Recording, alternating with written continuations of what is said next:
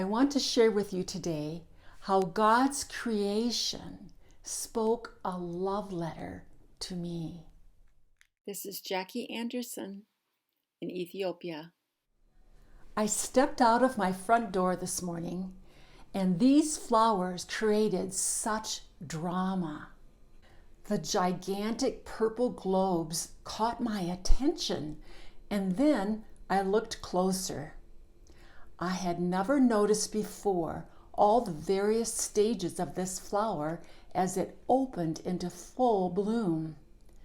I was struck with wonder at the intricate design. This was a personal experience that made God so real for me today. I felt like He was saying, "This beauty was created for you. I love you." Nature teaches us so much about God. Psalm 19, verses 1 and 2. The heavens are telling of the glory of God, and their expanse is declaring the work of His hands. Day to day pour forth speech, and night to night reveals knowledge. The next verse tells us there's not an actual voice, not a voice we can hear, and yet through nature God is teaching us about Himself. The flowers are called agapanthus. Some species of agapanthus are commonly known as the lily of the Nile or African lily. It seems very appropriate to me since the Blue Nile has its origin in northern Ethiopia. The name is derived from the Greek agape, which means love, and anthos, meaning flower. Isn't that perfect? These flowers were my love letter today. So what did I learn? Well, I took a few notes, and the first thing I thought was, God is not boring. He has created so many varieties of flowers, so many colors, so many designs. And this could just not happen by chance. He is the artist, the master designer. And as I looked at the complexity of this flower, I thought, our God is complex. He is amazing. I could paraphrase Psalm 19:1 in my own words. Purple globes telling of the glory of God. Their intricate design declares the work of His hands. Day to day pours forth speech, God declaring His glory and love.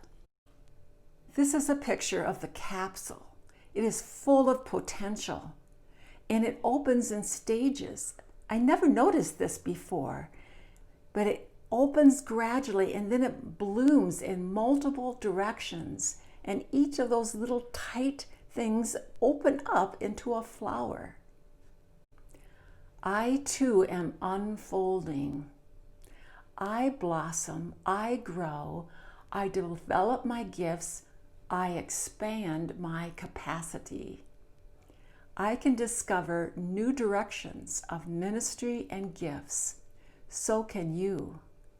And with joy, we can become all that God has for us. God is a tremendous power inside me and inside every believer. I can break free from my past, my fears, my limits. I can do anything that God wants me to do, and so can you. I don't need to stay cocooned up. If you read through Psalm 19, he also says that God restores my soul. He rejoices my heart. He enlightens the eyes of my heart to see His love and power and grace. Seeing God in nature stimulates my faith.